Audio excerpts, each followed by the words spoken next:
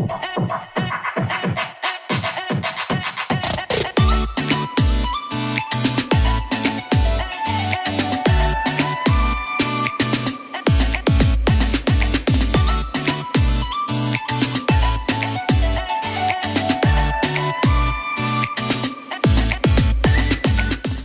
there. This is what I think meteorologists refer to as the technical term is a pissy day. It's kind of overcast. It's been this way for 2 days now. We had a lot of rain yesterday at times, not consistently, but at times. And today is one of those just gray, overcast, kind of misty days. And my thought was, anyway, today, which is Monday, was to go visit the Studebaker Museum in South Bend, Indiana. So that's where I'm headed, and as it turns out, this is a pretty good day to do an indoor kind of activity. So thanks for coming along, and I'm anxious to see what the museum has in store for us.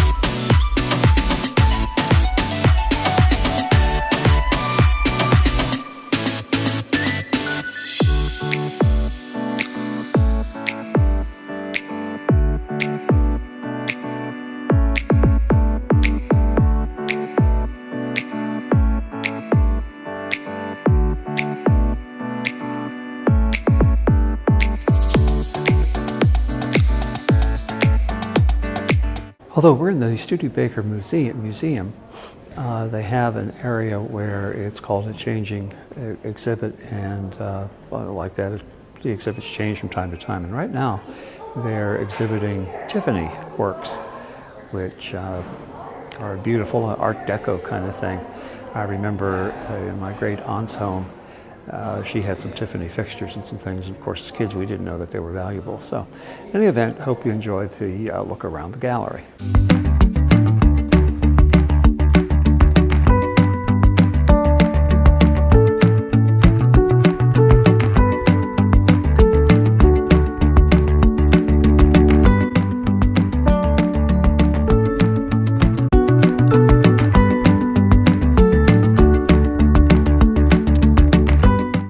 Okay, I feel like a kid again. This is a Citroën DS model, custom convertible. Didn't make very many of those. These were in their era, in their time.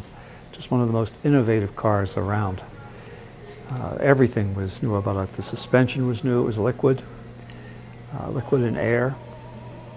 The height was adjustable. Eventually, and I think on this front model, the frontmost headlights would turn in the direction of the steering column. Jay Leno has a later model in his collection, and according to him, it's one of the most comfortable cars, even today, that you can drive. So again, just a real innovative, technologically advanced machine. Move over Tesla. This is an electric car, 1848. It's a Milburn, an electric vehicle. If I understand correctly, if I remember correctly what I just read, the Milburn was the father-in-law of Studebaker. So, car manufacturer ran in the family. Not too many people know that Studebaker started off in the wagon trade. That's where they made their name initially. They did an awful lot of farm wagons, and one of the reasons that they were able to get off to such a quick start and successful start was they had a dealer network, again primarily for wagons. We all recognize what this is. although it's a little before my time. It's that Conestoga wagon where lots of folks across the country. Again, as I said, Studebaker made their name initially as a coach builder. And we all know what kind of a coach this is.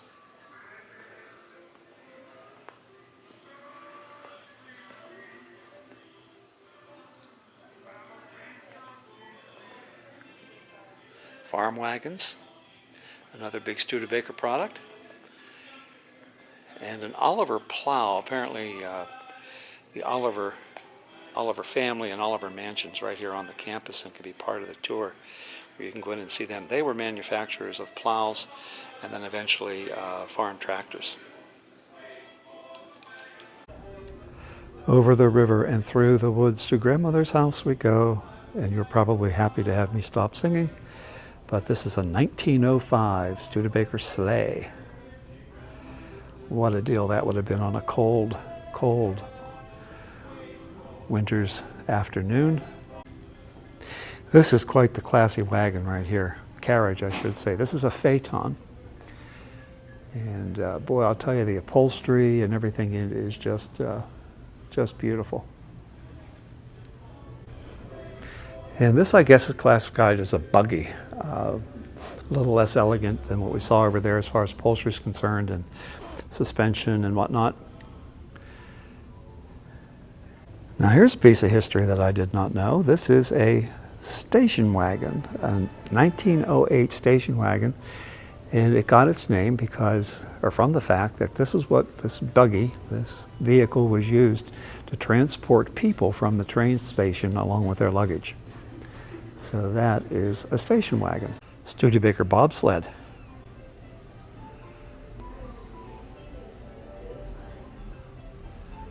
And just a plain old ordinary workhorse, a wagon. And this is a Continental wagon. Very dressed out, decked out, lots of brass fittings, and really nice. Not only was the wagon suspended, but certainly the people who rode in it. This is an unbelievable treat. This is a Barouche, which is a type of carriage. Don't ask me why. It's pretty ornate. It was commissioned by the government for the Marquis de Lafayette. He did a tour in 1824 of the United States. As you probably remember, the Lafayette was very important to us in the Revolutionary War. And right next to it, we have Grant's Landau. And I recognize the support for the roof in that arching, I don't know what you call it, hinge. And that was a Landau, a carriage that President Grant used. And right next to it, wow, this is the Barouche carriage that President Lincoln and his wife, Mary Todd Lincoln, used. And it's recorded that they rode in this on their way to Ford's Theater on that fateful day. And then here we have something that's a little more enclosed. It's a later carriage. This was used by President Harrison in his term in office. All horse-drawn buggy carriages. And finally, President McKinley's phaeton. And to think they were all commissioned and built by Studebaker Corporation. And this is a real piece of history here. This is a backwards and forwards wagon. This our government commissioned the Studebaker brothers to build an electric vehicle that would ferry members of Congress between the House and the Capitol. And because there was a tunnel there that was fairly narrow, there was no place for it to turn around. So they could go one way or the other, steps on both sides, and notice the rubber tires. We can't have our congressmen and representatives riding too harshly.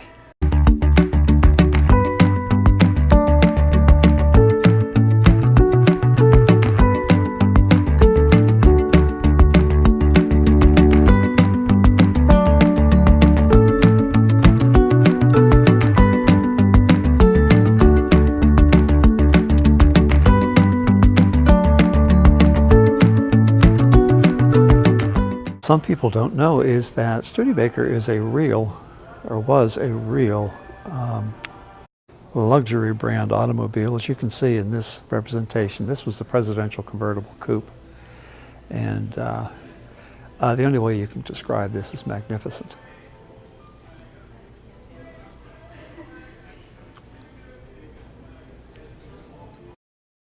This is a 1933 Presidential Coupe, and get a load of the size of that door. That puppy just goes on forever and ever. What a beautiful car. Now these were the cars of my childhood.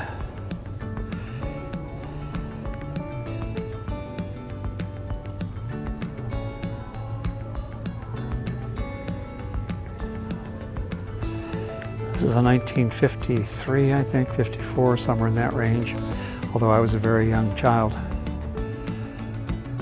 1952 Commander, two-door coupe, again very stylish for its time, very well appointed, and a beautiful, beautiful car.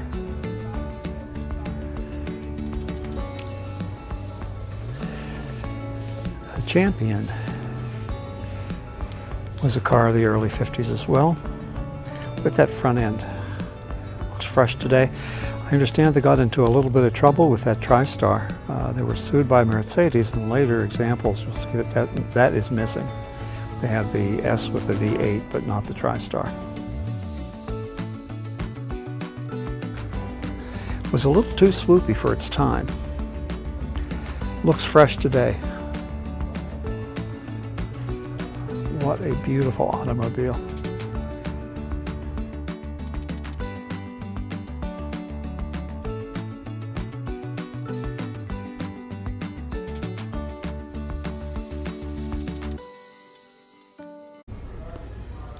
These were the Studebakers that I remember as a kid most vividly. These are the cars of the late 50s, early 60s, and you can just see how swoopy and beautiful they were. And again, I'm pretty sure from what historians tell me, this was part of the reason for their demise. They were just too forward-thinking. Fins were the big thing at the time, and certainly Studebaker had them. And this was the beginning of the Hawk series. This is a Golden Hawk, and man, is it gorgeous. Here's an example of a 1955 President Speedster. Again, a coupe, two-door coupe, two-tone, which was really popular back in the 50s. And look at the work on the stitching on the interior, including the rear deck. What a beautiful car. You can see that front end has, looks like an influence of a Mercedes. This is a little later. This is the 1961 version in kind of a apricot color. A little less snazzy than the Golden Hawk. And we all remember these in the early 60s. These were the Avantis. This was an effort to revive the faltering Mark. Was having some real marketing problems. This today is considered one of the finest examples of architecture as far as automobiles are concerned. Okay, true confession time. The Studebaker I'm about to show you is the one that I remember best. When I was a junior in high school, I dated a girl whose dad had one of these, and it was just the ugliest thing I think I had ever seen. At the time, Studebaker was in some real financial difficulty, and what they needed to do was to respond to the fact that most Americans were looking for smaller cars at the time. So they produced this ugly thing that in my mind represented Studebaker, and that's unfortunate.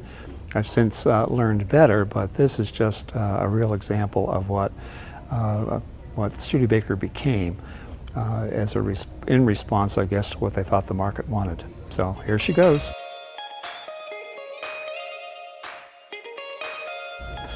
This was the Studebaker Lark series, and it had that Mercedes-like grille. It was a small car. It was a box on a box, and there was just nothing nice about it as far as I'm concerned, including the interior.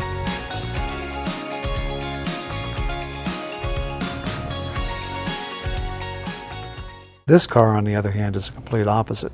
This car was produced after the designer, or one of the executives anyway, of Ford Motor Company was brought over to Studebaker to help them out. And my understanding is this is a car that was produced during his tenure. And it just reminds me, although it's gorgeous, I mean, drop dead gorgeous, but it reminds me, has many of the cues of the Ford Thunderbird of the time. Most importantly is that rear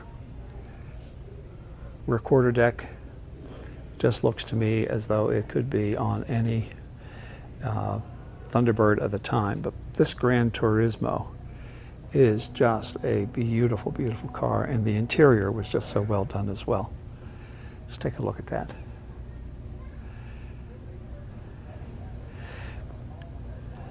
That two-toned roof. This Gran Turismo, I understand, is probably one of the very few that exists. I saw this on a car show not too awful long ago. Wish I could remember more of the details about it. But it is certainly just a absolute beautiful automobile. 1963. Wow. That's about all I can say is wow. Okay, this is an example of the Daytona. Again, this you can see kind of the influence that Ford Motor Company, the exec from Ford Motor Company, had on the rear of the car. It was much plainer, smaller in response to what they felt people were looking for. They raced this at Daytona and it did really, really well. This was one of those vehicles where Studebaker was already in trouble financially. And so they thought, you know, racing and the notoriety and stuff that they would glean by doing well, and they did. But it just wasn't enough. Maybe it was too little too late. And they did the same thing with the Avanti, which did well, did very well. But too little, too late. In an attempt to help save Packard, back in the day, Packard was bought by Studebaker Corporation, and together they made this fine example of forward-thinking automobile. It looks like something that would be a concept car and would never hit production. When I was a kid, there was a cartoon called Jetsons, and of course their automobiles flew. But if they didn't, I'm pretty sure this is the way their cars would have looked. With that front end, almost looks like an Edsel. You have a couple of cars here that are concept cars. There's a lot of styling cues from the Avanti. This was a four-door. As you can see, this never saw production. One of those concept cars you see in an auto show. Very different, beautiful in its own right. Again, this looks like something George Jetson would drive. Concept car. I appreciate it. It's beautiful. I like that emblem on the deck, on the hood.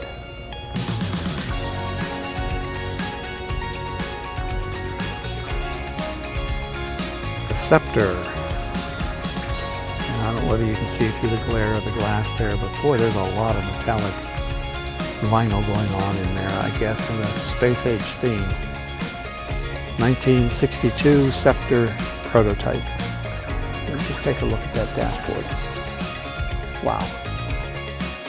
This is a decked out version of the car we saw before that I told you the story about my junior year girlfriend. This is a cruiser. So it's really decked out, real nice metallic paint. Back in the day, vinyl roofs were becoming very popular. This is 1966. This has a vinyl roof. And you can see that the interior there is dressed up quite well.